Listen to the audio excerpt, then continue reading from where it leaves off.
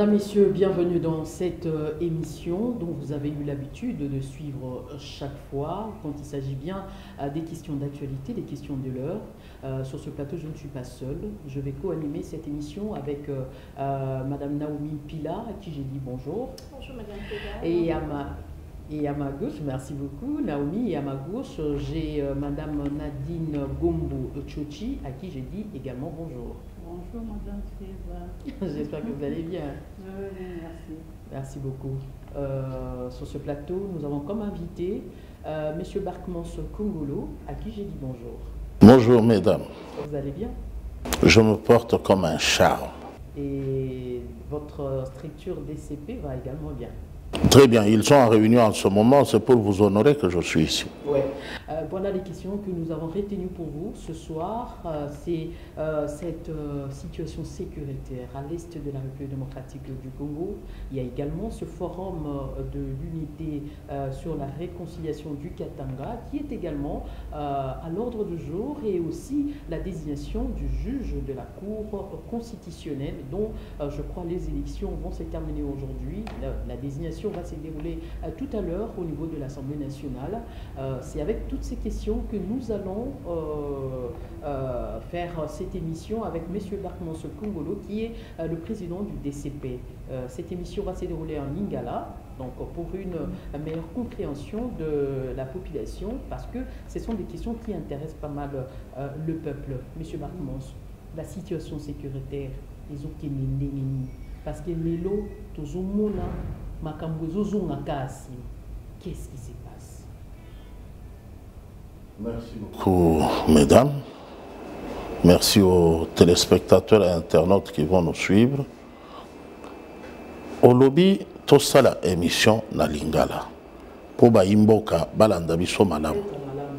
Kasi au motuna au lobby, tomoni makambu na sécurité makambu zonga zonga kaka siba. Neti nini zongi sima. FARDC et gagner les lots et repousser les rebelles. Lobby tout le monde est sous oh les rebelles wana ba gagner terrain côté à FARDC. Pour na nini tozo komati kuna na Rwanda te parce que les lots le Cameroun bezali sauter. Rwanda ne makamo. Merci beaucoup maman. Nabanza na émission oyo esengeli to pesa ba imboka respect to loba bosolo toloba bosembo. Question il y a sécurité na est ezali question il y a solo maréchal Mobutu akotisaka ba Rwandais na mboka République du Zaïre. Kasi ba Rwandais maréchal Mobutu akotisaka ezalaka batu moko baye ko fanda na kimia, baye ko luka musala, baye ko sunga mboka. Bayaki na makambo mbutu mbutu te. Esengeli bayimboka toyebisa na busolo. Makambo tozomona sikoyo ya désordre eza makambo eyaki na musée Laurent Désiré Kabila. Musée Laurent Désiré Kabila batu basalisaki epoazwa bokonziawa ezali ba Rwandais, ba Ougandais na ba Burundais na ba Tanzania. Bangonde basimba kiye na maboko pona koya kovandisa ye na ngwende. Ezalaki na tina te ya na batu wana parce que maréchal Mobutu salembaki na ye. Azalaki kobela. Vent ya démocratisation ezalaki déjà essayer gagner terrain. Yango ba yaki na bopete nyonso. Eza maréchal Mobutu ya ko confondre leur azalaki na lombe mobali kaka po balekisaki mulele na Zambie akota na Katanga président Zambie azwaka makambo na ye oyo maseki nyonso bazo sala oyo baye ko sala yango parce que Mosé Laurent Désiré Kabila azalaki lokola Mobutu te ye mutu amemeli biso désordre akamati ba Rwandais oyo bayebani très bien baza ba Rwandais oyo bayaki na idée ya mabe ya ko comparer te na ba Rwandais oyo maréchal Mobutu andimaka biso ba Congolais toza pe na ba pays voisins esika tozo sala misala kasi kuna tolukaka koboto na bango mboka te tolukaka kozwa mabele kuna te tolukaka bokonzi kuna te Congolais soko kutiye na Brazza, na Zambie, na Uganda, na Tanzanie, na Rwanda, azo sala musala po ale sabana. Et loko tozo kufelawa, ezali ya Barwande oyo bazali koya na makanisi ya koboto la mabele. Barwande wana, oyo wana, Laurent Désiré Kabila nda kotisa bango, nda yingisaki bango na mboka. Laurent Désiré Kabila kufi, mwana na ye, Joseph Kabila, oyo asali 18 ans na bokonzi. Azomeka te ko fioto la tamu nokona ya lo bakaka Rwanda nde azo da ibite soki bazaki ko beta yenda butu soki ndenge nini ko banga moko ya ndenge wana bato yo monya wa batika ki mandefu mila yo bazolo balelo mutu moko ta zaki ko meka kotanga kombo Rwanda na monokona ye na yango na sepeli na introduction na yo olobi likambo ko bomba lisusu ezate po Kabila kei soki Kabila azala kande tozo bomba kaka. Mais faites attention, ne stigmatisez pas, ne dites pas que c'est le Rwanda, dites seulement l'agression. Est-ce que même Elan, il y a moins de continuité Elan? Elan, Oyoana, il y a Kabila, pandémie Kabila, na RDC. Nde Likambouara ya Est, ils ont dit pandémie Kabila. Papa ye, na ba Rwandais, moi na ye ko réconforter bango. A kopesa bango ba ministère stratégique ya mboka ke batu ba yakiawa ba pakati mbangu bazongi pona bango mboka na bango Rwanda mwana ye azongi si bango apesi bango lisusu ba poste stratégique na kati ya police na kati ya armée na kati ya service de renseignement oyebi ke mboko na bango azali kutu vice président ya mboko. Mais Rwanda, le gouvernement a tangi ezali na conditionnel, a tangi yango penza boete pour les puis et bozongo na ke armée rwandaise eza ko attaquer mboka na biso mais bazo dépêcher le sous ba ya Congo ba ke ko sala ba enquête kuna enquête ni ba osala alors que c'est clair que ba soldat wande ba kotina mboka. Merci beaucoup maman. Na makambu ya sécurité ezalaka lokola kosomba fumba na wenzete. Relation entre États ezalaka lokola relation ya mutu lupangu awa na akangama na voisin na lupangu te ezalaka ndenge moko te. Bokeseni ezali ebele. Bokati na silisa nano eyano ya liboso ya koloba ete koyingela oyo bayingisaki bapaya ba Rwandais na mboka na biso kokotisa bango kopesa bango misala minene ezwaki temps pona ko insérer bango pendant 18 ans eza eloko mokete alors toko lokate en un jour bakende nini basali esika nini batie biso motambo makambo nini simba bongisi déjà na niveau ya diplomatie na niveau ya intérieur oyo topesaki bango na ba commune oyo bango bazaki ko importer na ba chef coutumier ezali musala ezwaki 18 ans plus parce que il faut tout compter pe il y a Laurent Désiré Kabila lelo président Tozana ye azali na vision mosusu oyoki ye moko azali ko dénoncer que ba traître bazali na kati ya ba service na biso. Parce que moyen ya ko expliquer ezate que topesi mandoki, topesi moyen, topesi biloko akolia, topesi motivation, bozo ko kate ko longa banguna. Alors, si ko yonde na komi na motuna na yo, mais ndenge nini ezakaka lelo toyoki ke FARDC balongi, lobi toyoki lisusu ke bapusi bango, lobi oyo kuna parce que Rwanda azali ko bunda na ndenge ya muyibi. Akoki ko bima polele te. Omoni lokola ndeko Vladimir Poutine azosala na Ukraine, azosala ngona polele. Ba bokangi ba sanction ti na yebite etikali sanction asoka balo ba riche ba pe makali susute. Pour ba sanction nyonso normal esili. Yepa azo beta se ko beta ba Ukrainien. Azo continuer à foncer. Napolele et yebani vraiment que à envahir mboka batu pour na nini cause ezali noble pour protéger ma belé na ye esengeli atia mindelo na ba voisin bango na ba pusana te bazokufela mabele na mboka na biso a bitumba ezali kuna na est tozali agressé. Rwanda azui ba marionnette moko boye ya mboka na biso bato yo pona libumu na ye akoki koteka ata libota na ye nde bazwi bango balobi bino boleka liboso boloba bozali rébellion ya mboka oyo biso tokosalisa bino kaka ndenge basalaki na Laurent Désiré Kabila biso tokosalisa bino comme ça tokanga parti ya mboka lero bazobeta bango bazokimela wapi bazokimela esika bauti nde kuna bazokende kozwa renfort ya kozonga boye eza te que soki ezalaka une simple rébellion nde bademantela bango depuis kala kasi na bitumba wana bango kuna oyo bazobundisa biso bazali bango moko c'est un corps pur.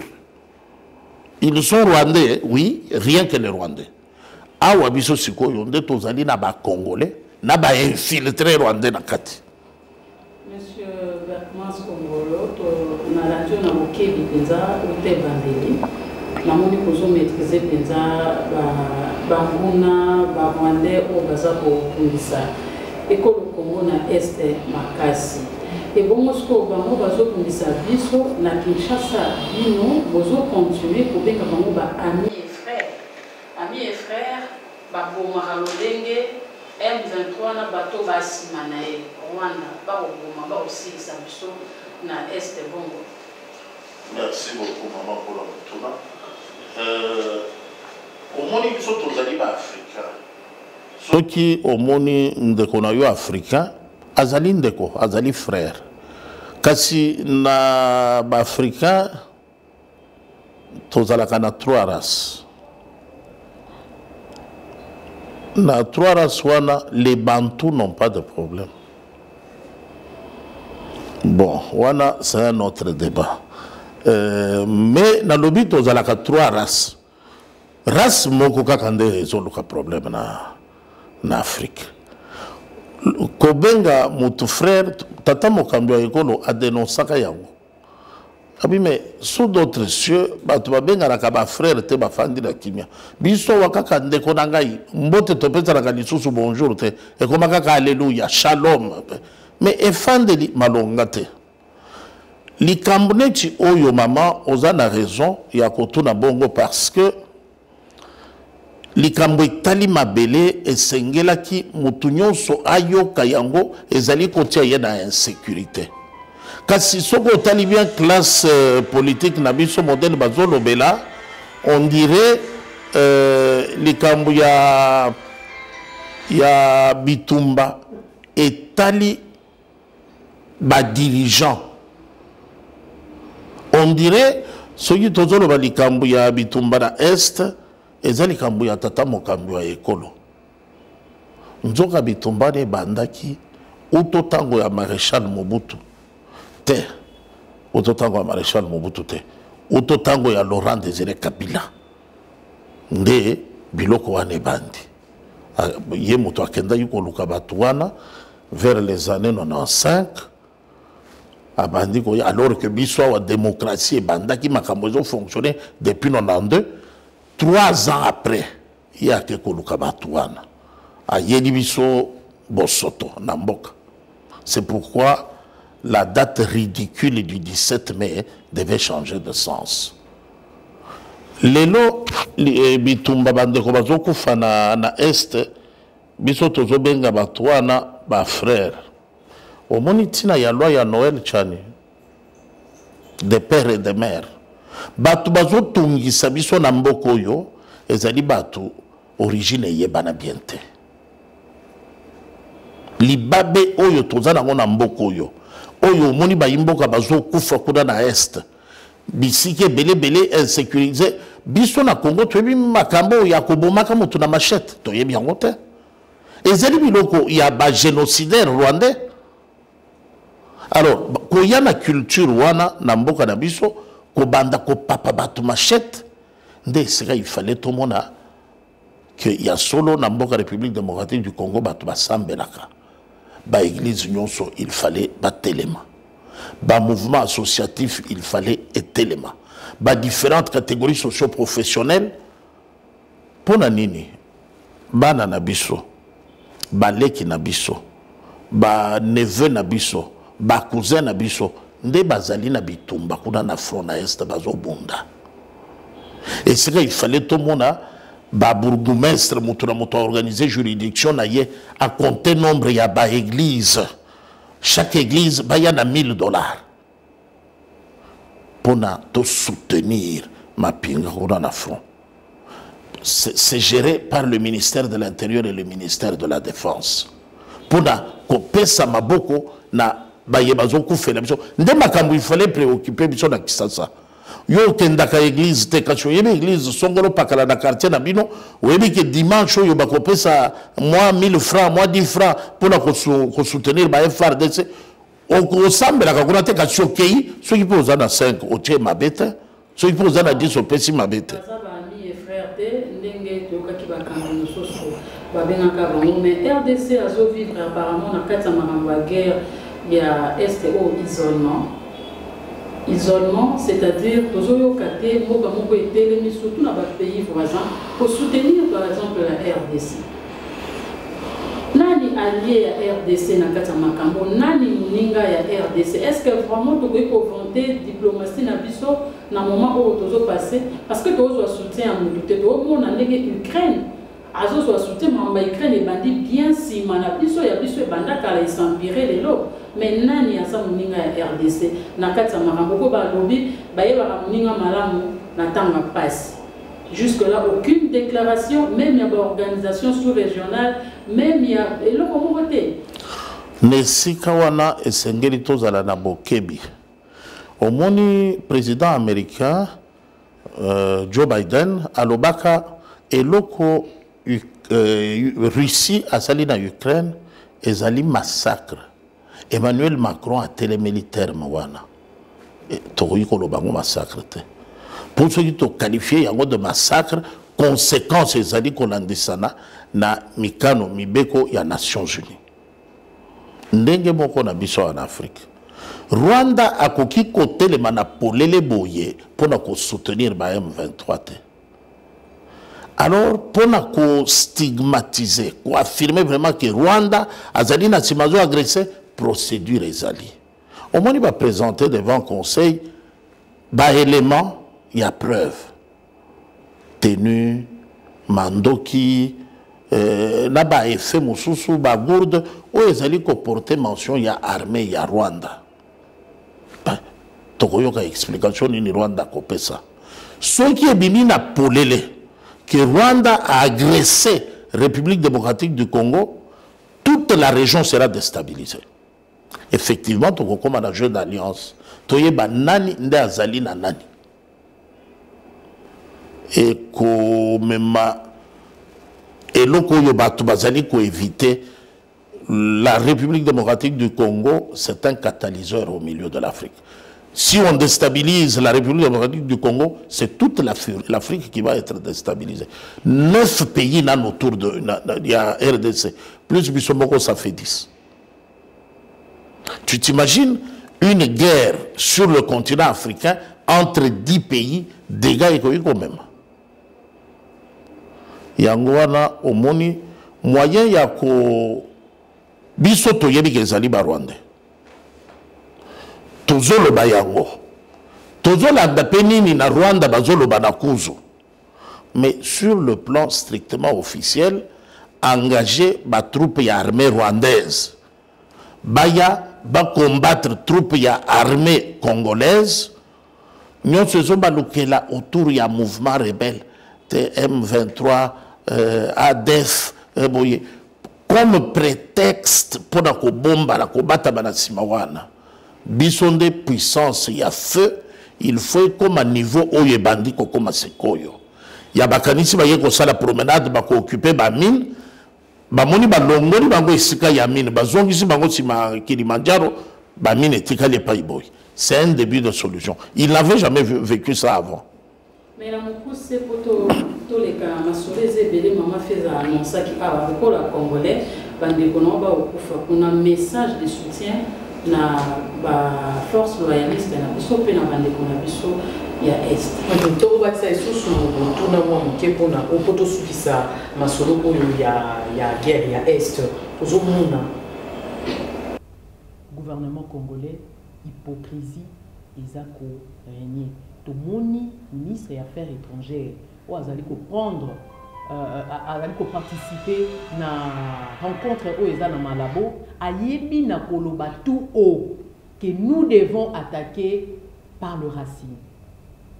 Racine yango eza Rwanda. Abombi maloba te a lobby parce que trop c'est trop. Tozo kajole Rwanda mingi. Nini oyo bino bolia bosinya na Rwanda oyo bokoka kolobe la Rwanda te. Et puis tozo mona les loba réfugiés soi-disant le réfugié o baza kokota ona ki quit ba koti o na nini na Maluku. Qu'est-ce qui se passe? Merci beaucoup maman. Pona koyanola na mituna wana c'est oui ce qui se passe entre bisona ba réfugiés et puis pacte nini to signa na ba Rwandais liloba nini na kopesa na ba FRDC. Ceux qui pacte ezali signa na ba Rwandais il faut ezala signa na mutabanda ki na bango masolo ba accord de Lemera bisote mutu to zala na pouvoir. Accord de Lemera, on a une œuvre, il y a Laurent Désiré Kabila. Mais les gens, vous en avez un coquille à Koubalou. Malade, il y a comme Kolomoko, qui est là comme Kolomoko, maman. Mais pour il y a 20 ans. On a bibino bossili ça dans 3 ans. Et ça la catéto dans la montée, madame. Pacte, il y a Kobo, il y a Kotanga, Kombo, il y a Rwanda. Ezali respect ya règlement ya Nations Unies. Officiellement, ceux qui chefs de l'État à lobby, tozali na état de guerre. Nous sommes un pays en guerre parce que nous sommes agressés par le Rwanda, nous devons nous défendre. Wana makambo échanger. Procédure ezalaka pona kokoma bongo na niveau wana. Yango ngai nazali ko lendisa.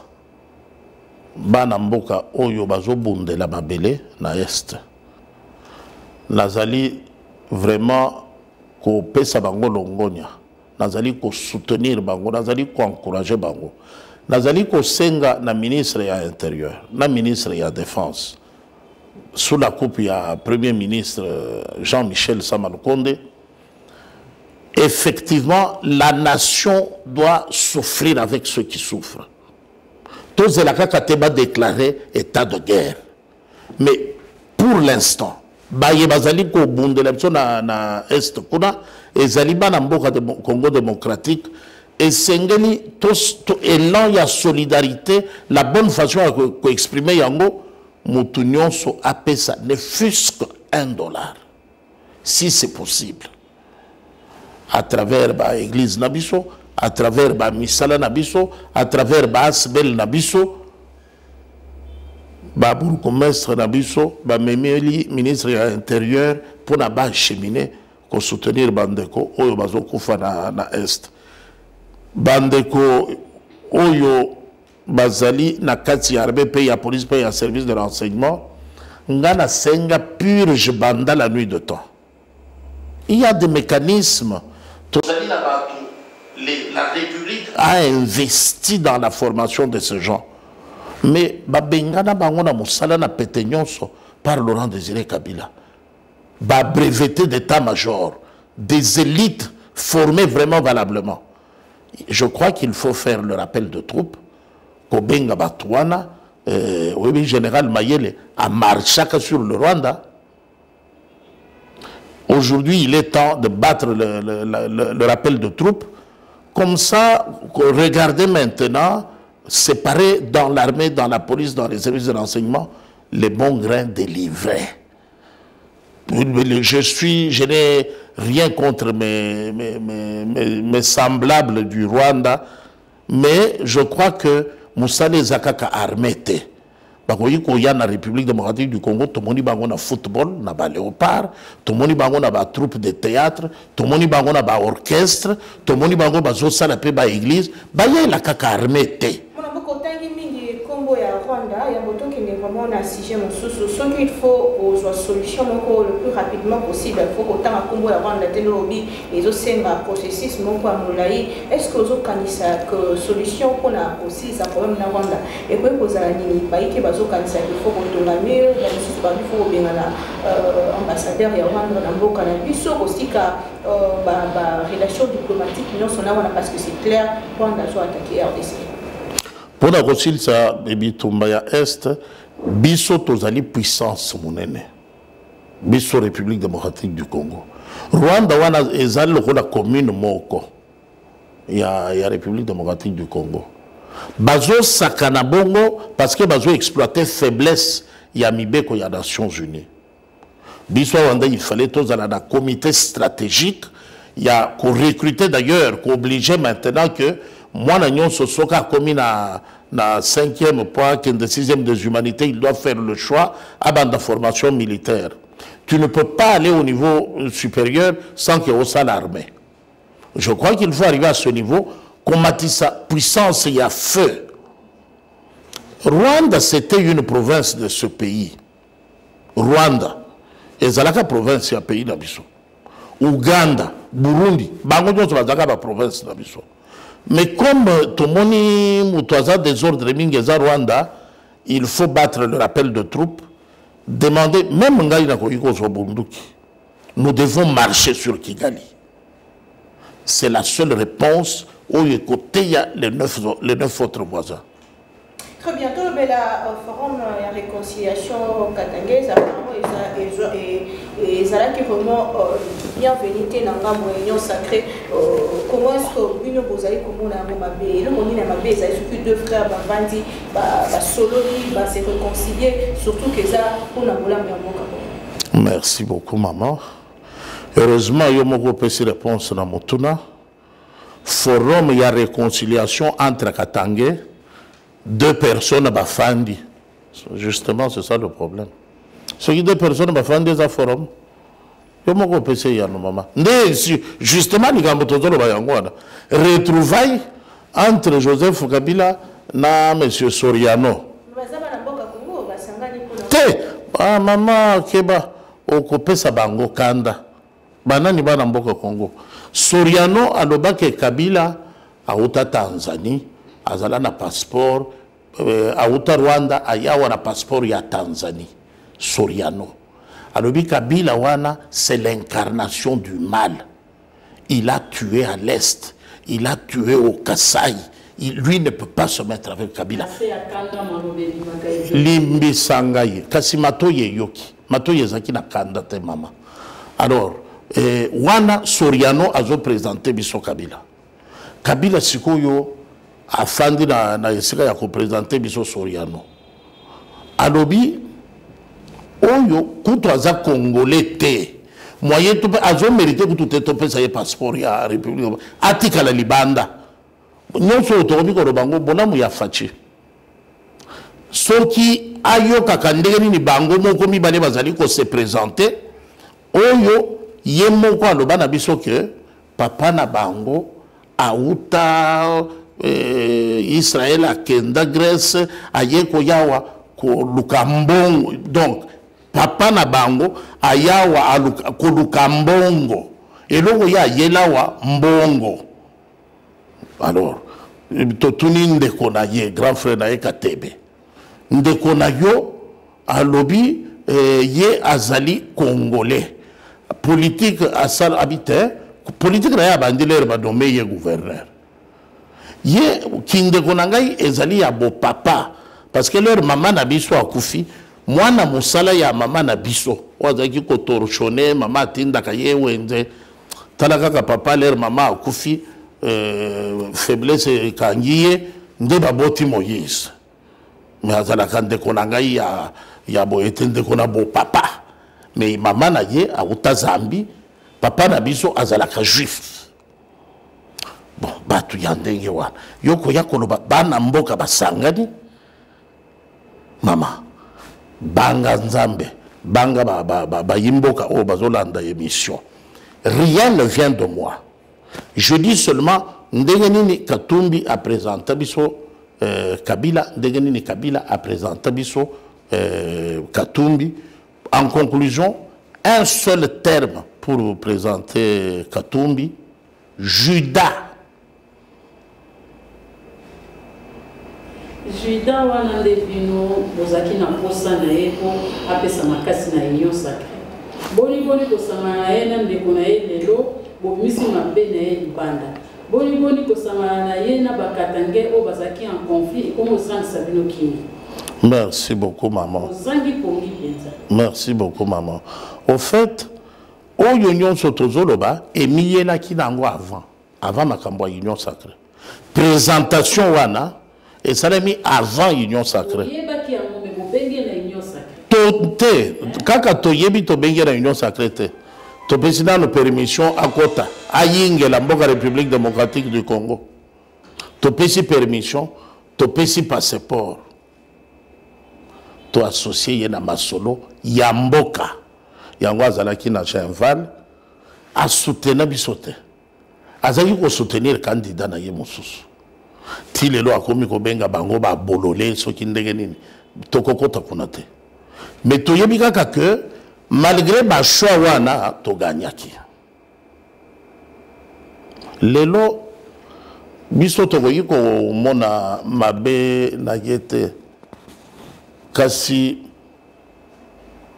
tozali ko yebisa ba imboka ete na kotala lolenge mboka ezotambola na kota la prise de position ni nezali ko préoccuper ba acteur politique na biso awa ba imboka bazokufa na est oyo azokufela bandi makaza congolais oyo azokufela ndenge nini akozobokonzila mboko oyo azokufela ndenge nini akosala ete tata mokambi ya ekolo alonga te bitumba ya changement ne sika ba imboka bazokufa na est totali batu wana bangonyo solo lenge moko des pères et des mères azate qui se ressemblent s'assemblent et loko etindi bakanga baliboke ezanini likunya motema mabe kindoki nde etindi bango bakangama.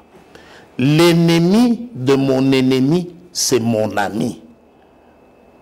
Ennemi na bango nani mutazo bundela ekolo, mutazo bundela baimboka tata mokambi wa ekolo.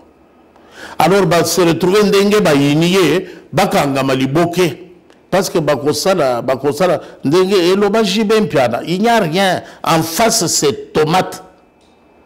Mais bino pe kosamana ki to moni forum na bino awa bango ba so réagir te lolenge bino ko so réagir ndeko Bertrand Skongolo ni vraiment ezoloka Merci maman. Au moins na boyi kokota likambo ya forum parce que ngana yibika c'est un théâtre. Il n'y a pas eu forum. Maman tuna ki bien awa bobandi na forum bosuki na deux personnes se rencontrent. C'est ça. Menté, il restera toujours quelque chose. Et longo zoto ngisanga, et longo zoto sala ngatsoni église nanga ekoti na kati. Balobi eza forum sur l'unité et la réconciliation du peuple katanga. Sikoyo bino balobi ba enterrer H de guerre. Siko bino nini oyo eza kosala bino parce babi eza problème entre le katangais nini oyo eza ko déranger bino. Merci beaucoup. Et loko ezali ko déranger ngai personnellement ezali ke mboko yo ekambemi na mutu azali ko se réclamer kozala mwana ya Katanga. Asala nini na Katanga. Et là, les bosses sont tous les ans. Tu y es comme on a yé kakawa babebani na Moïse. Oh, ngala kanisaki bako créer ba millionnaire na Katanga, mais na yé na moni ba million ngo ezalaki ya bango moko. Mes frères, le peuple, mes frères souffrent. Banzela ezate wana chef de l'État. Donc chef de l'État na fonction. Azali koloba na kanisaki babongi selibino. Evangeli ba requalifier train de vie na bino nzoka mbongo bazwi kaka bango moko na yawa na kuti bozonyo kwama banzela ezate ba hôpitaux ezate sendo il fallait que de la fatia ya kobongisa ngo Alors, et le maman otuni nini ezotungisa biso zelana yebiso nini zelana loba nini ezotungisa biso ba téléspectateur na ba internaute bazozelana silsana loba nini ezotungisa biso que l'arme des crocodiles, il y a quelqu'un qui a fandi na mwende 20 ans. Maintenant à Longwe ndé a se souvenir que Katanga ezalaka pa na bango. Ndé se souvenir que Bakatanga bazalaka bandeko na ye. Bakatanga bandeko na ye. D'accord? Obongisa boni na bandeko na yo Bakatanga. Ndaku banzela mwinda hôpital école na Katanga au Salawapi nulle part. Ezali boyokani ya bayi Katanga bana mboka. Pona nini tomoni John Numbite. Bongo invitation. Pona nini tomoni nani oyo nani mutu Moedi kapende babengi ekutute nani oyo asala golf wana mais bana Katanga bayebi o nazoloba ayepe soki général soki nani awa mukungubila soki nani te azali alors ezali forum moko. Au fait, babengi Kabila ayena batunaye ya koyembela ye dialelo. Katumbi na batunaye ya koyembela dialelo. Maintenant, imaginez-vous, à cause ya mutulokola Kabila, batuebele simanaye, bafinga Katumbi, balakisa biso, botu na kokonyangi. Balakisa biso ki Katumbi et l'autre côté, azamu payaza kutumana mbokate. Likolo ya Katumbi, bande kona biso ebele ba bebana na Kabila ba Francis Kalombo ba Olivier Kamitatu banani babimisa maloba moko na yebite soki ba kotelema wapi famille yo zaka na makambo famille ba yebisi yo nani aza congolais te otingami kaka makambo famille yango batindaki yo oyanga na ya ko avaliser que eza famille te. Alors les Cambodgiens les autres tungi sangai na iloko wana escroquerie. Mais pour na nini ko kamata mutu ya pasi musali na nzambe azade ne lokote. Bonaki si mbongo boleki si liboso benga biso to ya aleki liboso azakutu na mo à dire te. Même na makambo bakomi ya mo ya fait ya déclaration sokora yanga na yebi kutu te seka bakomeli yango. Ya monika kaba mais sikoyo ezanini bobandi to réconciliation et salemi pe esili bayi Katanga mosusu bana mboka bazo dénoncer yango balobi mais biso tokanisa ki tokoya makambo ya développement tokanisa ki tokoya toyokana ndenge nini tokoyi ko sala pona autosuffisance alimentaire ndenge nini tokoyi ko profiter na ebele ya population oyo Katanga ezo regorger ezali autant de consommateurs. Comment on peut en faire une main d'œuvre utile? Parce que unité et réconciliation.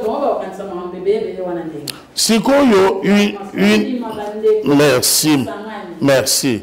Unité et réconciliation ya Bakatanga to ya Kabila na Katumbi. Ngai nazali pour unité na réconciliation ya Bakatanga. Yo yebi combien de batungana kutana kana bango na se réconcilier kana bango mikolo nyonso. Mais maintenant, pourquoi na l'exanga na télévision te? Pourquoi na benga kango forum te?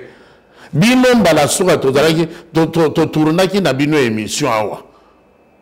To gayi pe ko benga ngo forum. Mais to benga ngo forum te point. Des gouvernements pour répondre ndenge nini na bayi ko baza koloba que unité ya Kabila na Katumbi eza kobangisa bino batu ya union sacrée pour na ba élection oyo eza koya na 2023 bazo mona déjà ndenge ni ba obeta bino kambaki. Oyebi batunaka Joseph Kabila motuna wana est-ce que zobanga pona élection ta lobi d'abord soki naza na conseil ko pesa bango ezali basanga po bazo ya en ordre dispersé. Alors, nous avons pensé à Dans l'élection, il y a 2019, on avait bloc Mobimba. Il y a AFDEL, FCC, PPRD, plus Moïse Katumbi, Jean-Pierre Bemba, Martin Fayulu, Adolphe Mouzou, Bangonyo Sowana. Pour faire ça, il faut vous aller belé. Ce qui vous a manqué à côté de la poste. Pour bête bien, il faut vous aller 80 millions. Bon, on a Nika Kibango. Tout n'a pas yimboka. Donc, n'ayébite. Tout royo, toko bête bino plaisir penda. Basina bana bazo, tala bazo lela. Na 2020. Et puis, n'ayébite. Na 2023, oh, tozo lo bana. Que vous votez na 2019, si vous voulez que vous votez, quand vous avez voté, qui te wana, de bazo lo bato voté.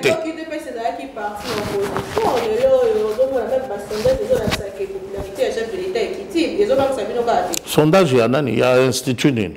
Sondage, il y a PPRD et Zodak Sabongo. Il y a Namuka et Zodak Sabongo. Mais Bisso Tozo Yebsa Yoboy.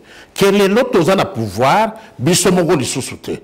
Kokuta ba grand prêtre Mbosso, Bazawara, Babati, Lukwebo. Oyo Basalaka force ya Afdel. Balongwa Longwa. Wenge Panzana. Les loba komiko luka côté. Décision na signature ezali. Ndebatuana sikoyo. Baye kokuta biso tolonga kana biso déjà. Kasi baye ko renforcer.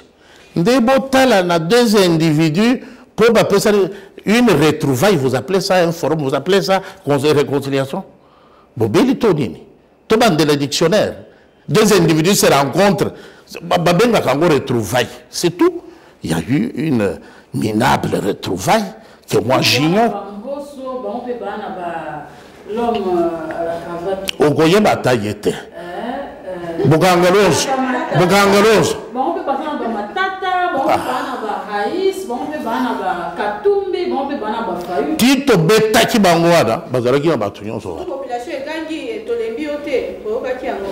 Kasi population, Oyo, tout le monde va dire Kobina Binawa, na nini. Moi, venu à Nini. Na batete na wana podete pour mata grand hôtel Pumbu bazalaki wana omoni ndenge bazawana ba diminuer parce que ebele balongwe na bango ebele ba yena ngambo ya na bateau ya union sacrée bato moke nde batekali kuna ba oyo bazali impropre à la consommation du changement. Oyo ba produit périmé. Donc ba beba tellement que moyen à récupérer ne batikali na mopanzi wana. Nde batwana bazoganga. Ah, tolembi yona noté. Très bien. Mais bolemba ki ye mukolonini awa fachi abeta kibino. Ezapo bolemba ki ye bozala kaka na ye. Siko ko ganga lelo tolembi yote échanger ni. Par contre lelo ndependa biceps. Moyen to bimisa biceps ezate. Toko gagner bango na repos. Pour na nini to leki surnombre. 5 ans n'a pas expérience écolière. Hein? 5 ans seulement. 18 ans na mosala vous n'avez rien appris. 5 ans na ndako ndo boko apprendre. Mboso na bino na bati na bino ko tout la toro bango na bando bani wana pona ko sala congrès ba désigner je moko bato ba ndo wana ko nde ko kanisi boko cheminer na mo ko za ba résultat malon. Au moni elengi ya démocratie, ceux qui démocrates à Zokamba Mboka, au moni elengi yango, makambu ya autorité morale ezate, makambu ya yeme ezate, la démocratie, c'est la liberté d'expression, la liberté d'opinion, la pluralité des organisations. Oyo azali libre ya kolobali kambu ndenga zokanisa, beyi ekoyate. Oh, mais figure-toi un peu. Ponanini, son Excellence, l'honorable président de l'Assemblée nationale, son Excellence, l'honorable président du Sénat, Bazo Koutana, Bazo Solana, convivialement, mais Moutouna Moutaza libre, Yakourbaou Yakanisi, non, Bino l'Assemblée générale, l'Assemblée nationale, sur les 3 Oyo, il faut Baouta Parlement, Bino, il faut Bimisa Mibale, Moko, Biso Bato Sénat Bimisa. Kasi bolingi bo bisa bango nyonso misato pwane. teme biso kuna balongola kimoko kasi bozongisi moko wana oya misato biso petopona librement. Est-ce que pour parler comme ça toute liberté il faut y aimer au moment de ba ridiculiser biso na mboko yo? C'est pour ça toujours télé likambo ya des pères et des mères. Moi je crois que loi Noël Tchani c'est l'ultime priorité même pour la continuité de bitumba ya est.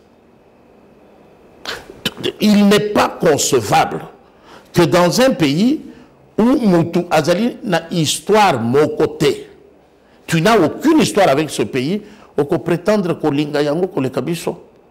Ce qui est indi lobi lobiawa, au matin avion au pays. Biso to côté gala. Mais ni les gens la démocratie en gros, l'union sur base en cas c'est l'union sacrée base en l'union. Beaucoup ils ont fait surprise la dernière minute en 2023. Maman, t'as la surprise autre oui qu'on joue. Oyo baye union sacrée to longa ka na bango te. Leur to longa ka bazala te.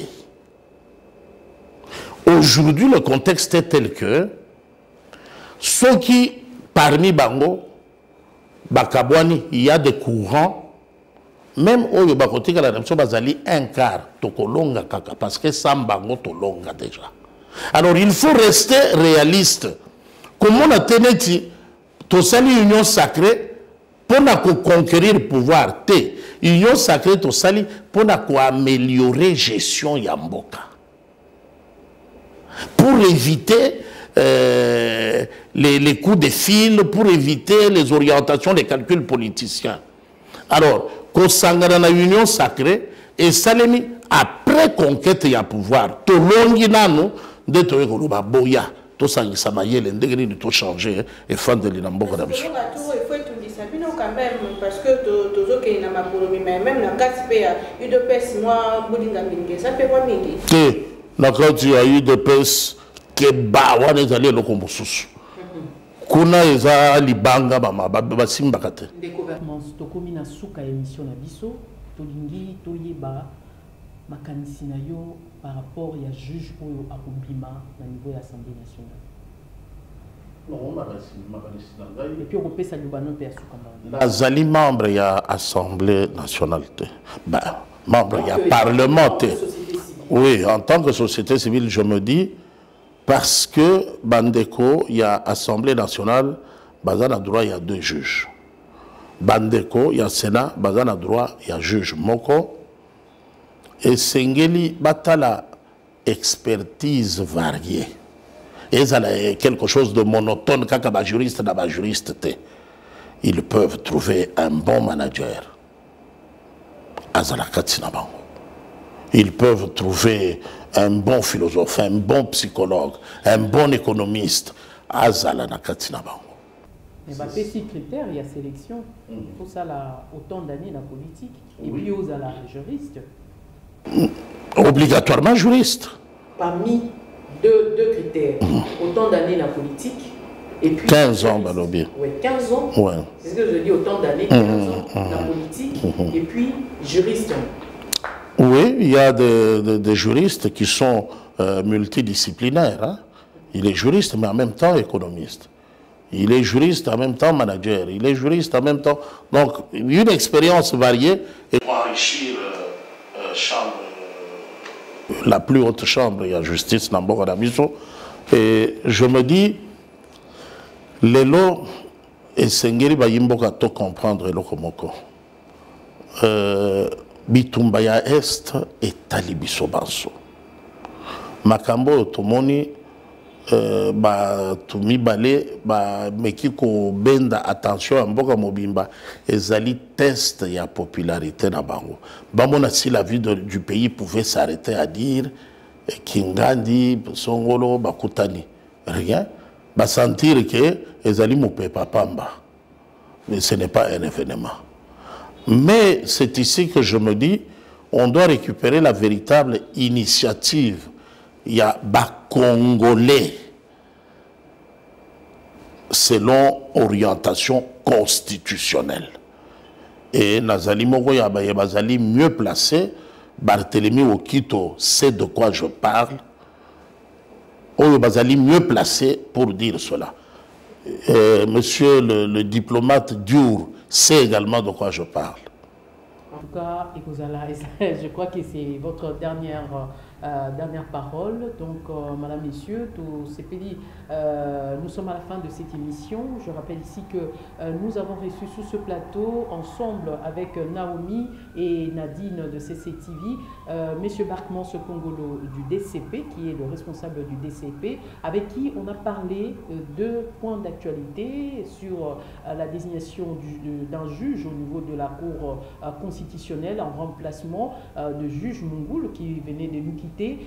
Nous avons également parlé de la crise sécuritaire à l'est de la République démocratique du Congo, ainsi que d'autres points d'actualité. C'est par là que nous vous quittons et nous vous disons merci de nous avoir suivis et retrouvez-nous prochainement avec le même plaisir. Au revoir.